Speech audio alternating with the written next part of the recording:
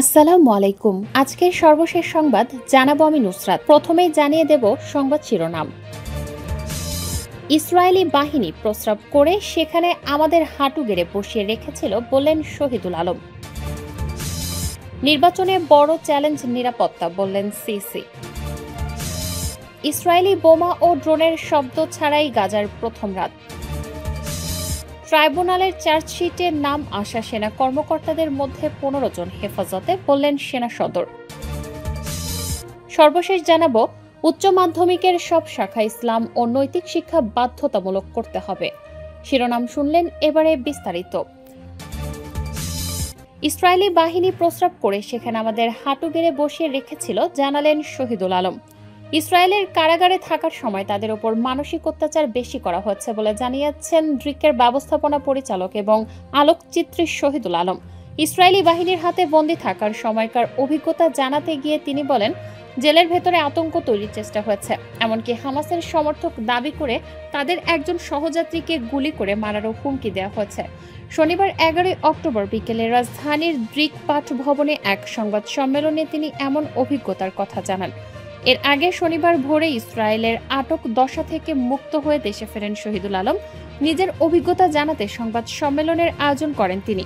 শহীদুল আলম বলেন, আটক করে জাহাজ থেকে নামানোর পর তাদের ওপর অনেক ধরনের নির্যাতন করা হচ্ছে, তবে এর মধ্যে মানসিক নির্যাতন বেশি করা হচ্ছে। তিনি বলেন, তাদের হাত পেছনে নিয়ে বেঁধে যেখানে হাঁটু মুড়ে বসানো হয়েছিল সেখানে ইসরায়েলি বাহিনী আগে থেকে মৃত্যু ত্যাগ করেছিল। এরপর তার বাংলাদেশি পাসপোর্ট ইসরায়েলি বাহিনী ফেলে দেয়। তিনি যতবার সেটি তুলেছেন ততবার তার ওপর চড়াও হয়েছে। সে সময় নিজেদের মধ্যে কথা বলায় অন্য দুজন সহযাত্রীকে মেশিন গানের ব্যারেল দিয়ে আঘাত করা হয়েছে বলেও জানান তিনি। শহীদুল আলম জানান, মরুভূমির মধ্যে ইসরায়েলের সবচেয়ে গোপনীয় কারাগারে তাদের রাখা হয়। সেখানে অন্য জাহাজ থেকে আটক হওয়া আরেকজন সহযাত্রী তাকে জানান, ইসরায়েলি বাহিনী ওই ব্যক্তিকে আটক করার পর বলেছিল, তুমি হামাসের এজেন্ট, ভেতরে নিয়ে তোমাকে গুলি করা হবে। নির্বাচনে বড় চ্যালেঞ্জ নিরাপত্তা বললেন সিইসি। ত্রয়োদশ সংসদ নির্বাচন আয়োজনে নিরাপত্তা সবচেয়ে বড় চ্যালেঞ্জ হিসেবে দেখা দিয়েছে বলে মন্তব্য করেছেন প্রধান নির্বাচন কমিশনার এএমএম নাসির উদ্দিন। শনিবার 11 অক্টোবর সকালে চট্টগ্রাম নগরীর আঞ্চলিক লোক প্রশাসন প্রশিক্ষণ কেন্দ্রে আয়োজিত এক কর্মশালায় তিনি মন্তব্য করেন। ভোট গ্রহণের চ্যালেঞ্জ ও উত্তরণের উপায় শীর্ষক এই কর্মশালায় 70 জন নির্বাচন কর্মকর্তা অংশ নেন। সিসি নাসির উদ্দিন বলেন, প্রিসাইডিং অফিসারদের পূর্ণ ক্ষমতা দেয়া হবে। তারা যদি দায়িত্ব পালনে ব্যর্থ হন তবে তারাও অপরাধী হিসেবে গণ্য হবেন। তিনি বলেন, আইনগত, প্রশাসনিক ও প্রযুক্তিগত নানা চ্যালেঞ্জ থাকলেও আমাদের প্রমাণ করতে হবে দেশে আইনের শাসন প্রতিষ্ঠিত আছে। সবার সহযোগিতায় একটি গ্রহণযোগ্য নির্বাচন উপহার দিতে হবে। নাসির উদ্দিন বলেন, ত্রয়োদশ জাতীয় সংসদ নির্বাচনে ভোট গ্রহণের বড় চ্যালেঞ্জ নিরাপত্তা ও প্রশাসনিক নিয়োগ। সবাইকে নিয়ে গ্রহণযোগ্য নির্বাচনের মাধ্যমে প্রমাণ করতে হবে দেশে আইনের শাসন আছে। কর্মশালায় বক্তারা নির্বাচনে গুজব, অনলাইন ভিত্তিক আর্থিক অনিয়ম, কৃত্রিম বুদ্ধিমত্তার অপব্যবহার ও আইন শৃঙ্খলা পরিস্থিতি এসবকে বড় বাধা হিসেবে উল্লেখ করেন তিনি। ইসরায়েলি বোমা ও ড্রোনের শব্দ ছাড়াই গাজার প্রথম রাত। গাজায় গত 2 বছরে কখনো দেখা যায়নি এমন একটি রাত কাটিয়েছে ফিলিস্তিনিরা। এ রাতে সেখানে ইসরায়েলি ড্রোন ও বিস্ফোরণের শব্দ ছিল না। জি নিউজ দৈনিক ইত্তেফাকের সর্বশেষ খবর পেতে গুগল নিউজ অনুসরণ করুন। শনিবার 11 অক্টোবর গাজা থেকে আল জাজিরার সাংবাদিক হিন্দু খোদারি বলেন, কয়েক মাসের মধ্যে গত রাত ছিল প্রথম রাত যেখানে ধ্বংসপ্রাপ্ত রাস্তা দিয়ে বিমান হামলা হচ্ছে না, অ্যাম্বুলেন্সের ছোটাছুটি দেখা যাচ্ছে না। তিনি বলেন, আজ রাতে গাজার উপর দিয়ে যা ঘটেছে তা হলো আশা। কোনো ড্রোন নেই, কোনো বোমা নেই, আকাশ কমলা দেখা যায়নি, শুধু নীরবতা। এটি প্রায় অদ্ভুত মনে হচ্ছে। কজন ব্যক্তি আল জাজিরাকে বলেছেন, আজ ড্রোনগুলো বন্ধ হয়ে গেছে এবং আর কোনো গুঞ্জন নেই। আমরা নিরাপদ, আমাদের শিশুরা নিরাপদ। আমরা আমাদের ছেলেমেয়েদের সঙ্গে শান্তিতে একত্রিত হয়েছি, এটা ভালো। দক্ষিণ গাজার জনাকীর্ণ অস্থায়ী শিবিরগুলোতে বারবার ব্যস্তচ্যুত হওয়া পরিবেশগুলো অবশেষে শান্তির মুহূর্ত খুঁজে পাচ্ছে। স্থানীয় একজন নারী আল জাজিরাকে বলেন, গত 2 বছরে আমরা যে সমস্ত যন্ত্রণা সহ্য করেছি এবং যা দেখেছি তা সত্ত্বেও আমরা যুদ্ধবিরতিতে খুশি। ট্রাইব্যুনালের চার্জশিটে নাম আসা সেনা কর্মকর্তাদের মধ্যে 15 জন হেফাজতে বললেন সেনা সদর। গুম ও মানবতা বিরোধী অপরাধে জড়ানোর অভিযোগে সেনাবাহিনীর যে কর্মকর্তাদের বিরুদ্ধে গ্রেপ্তারি পরোয়ানা জারি করা হচ্ছে তাদের মধ্যে 15 জনকে হেফাজতে নেয়ার কথা জানিয়েছে সেনা সদর। শনিবার 11 অক্টোবর ঢাকা সেনানিবাসের মেসে আন্তর্জাতিক অপরাধ ট্রাইব্যুনালের সামরিক বাহিনীর সদস্যদের মামলা সংক্রান্ত বিষয়ে আয়োজিত সংবাদ সম্মেলনে বাংলাদেশ সেনাবাহিনীর adjutant general major general Mohammad Hakimuzzaman এ তথ্য জানান। গ্রেপ্তারি পরোয়ানাভুক্ত সশস্ত্র বাহিনীতে কর্মরতরা হলেন major general Sheikh Mohammad Sarwar Hossain, major general Kabir Ahmed, brigadier general Mahbubur Rahman Siddiqui, brigadier general Ahmed Tanvir Mazahar Siddiqui, colonel Anwar Latif Khan, brigadier general Mohammad Jahangir Alam, brigadier general Tofail Mostafa Sarwar, colonel K M Azad, brigadier general Mohammad Kamrul Hasan, brigadier general Mohammad Mahbub Alam, colonel Abdullah আল মোমেন, লেফটেন্যান্ট কর্নেল সারোয়ার বিন কাশেম, লেফটেন্যান্ট কর্নেল মশিউর রহমান জুয়েল এবং লেফটেন্যান্ট কর্নেল সাইফুল ইসলাম সুমন। মোহাম্মদ হাকিমুজ্জামান বলেন, যেসব কর্মকর্তার বিরুদ্ধে চার্জশিট হয়েছে তাদের মধ্যে 15 জন বর্তমানে সেনা হেফাজতে রয়েছেন।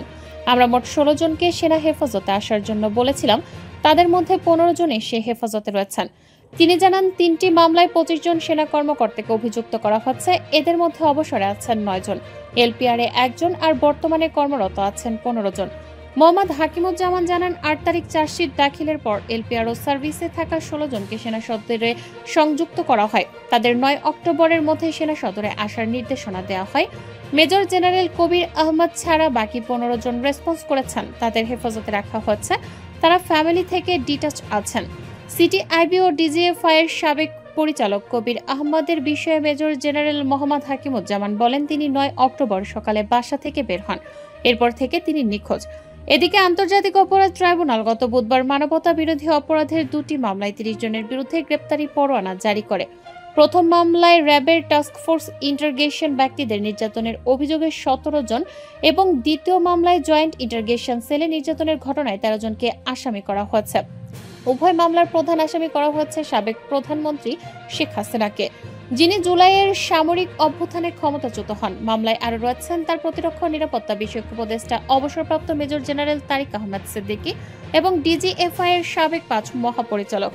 এই 30 জনের মধ্যে 22 জনই কর্নেল থেকে লেফটেন্যান্ট জেনারেল পর্যায়ের সাবেক ও বর্তমান সেনা কর্মকর্তা। উচ্চ মাধ্যমিকের সব শাখায় ইসলাম ও নৈতিক শিক্ষা বাধ্যতামূলক করতে হবে। সাবেক শিক্ষা প্রতিমন্ত্রী ডক্টর আনম এহসানুল হক মিলন বলেছেন, সব প্রাথমিক বিদ্যালয়ের ধর্ম শিক্ষক নিয়োগ এবং উচ্চ মাধ্যমিকের সব শাখায় ইসলাম ও নৈতিক শিক্ষা বাধ্যতামূলক করতে হবে। একই সঙ্গে ইসলামী শিক্ষায় মৌখিক পরীক্ষা অন্তর্ভুক্ত করতে হবে। শনিবার 11 অক্টোবর জাতীয় প্রেস ক্লাবে ইসলামিক স্টাডিজ ফোরাম আয়োজিত সংকট আবর্তে ইসলাম শিক্ষা উত্তরণ কর্মকৌশল শীর্ষক গোলটেবিল বৈঠকে প্রধান অতিথির বক্তব্যে তিনি এসব কথা বলেন। আলোচনায় আরও উপস্থিত ছিলেন প্রফেসর ডক্টর AKM ওয়ারের সুল Karim Bulbul, professor doctor Abu Jafar Khan, professor Mia Mohammad Nurul Haque, doctor Mohammad Raisuddin, doctor Siddiqur Rahman Ashrafi, doctor Shah Mohammad Abdur Rahim, doctor Abdul Mannan, professor Atiqur Rahman ও মারুফুর রহমান শেখ প্রমুখ। সভায় বক্তারা বলেন, বাংলাদেশ একটি ধর্মপ্রাণ মানুষের দেশ। এই দেশের রাষ্ট্রধর্ম ইসলাম। সংখ্যাগরিষ্ঠ নাগরিকের ধর্ম ইসলাম হলেও অন্যান্য ধর্মের নাগরিকরাও ধর্মপ্রাণ। কিন্তু রাষ্ট্রের নাগরিক ও নতুন প্রজন্মের জন্য জাতীয় শিক্ষানীতিতে কোনো স্তরে ইসলাম ও নৈতিক শিক্ষাকে গুরুত্ব সহকারে আবশ্যিকভাবে পঠন পাঠনের ব্যবস্থা করা হয়নি। ফলে অনেকেই নানা উৎস থেকে ধর্ম শিক্ষা গ্রহণ করে, যার কারণে ভুল ব্যাখ্যা, কুসংস্কার ও উগ্রতার উন্মেষ ঘটে। বৃহত্তর জনগোষ্ঠী ধর্ম ও নৈতিকতা বিশেষজ্ঞ থেকে সমাজ ও রাষ্ট্রের সর্বক্ষেত্রে অনৈতিকতা ও অবক্ষয়ের সৃষ্টি করছে। এই নৈতিক অবক্ষয় রোধে এবং ধর্মীয় নৈতিক সমাজ ও রাষ্ট্র গঠনে শিক্ষার সর্বস্তরে ধর্মীয় নৈতিক শিক্ষা কারিকুলাম ও সিলেবাসে অন্তর্ভুক্ত করা জরুরি।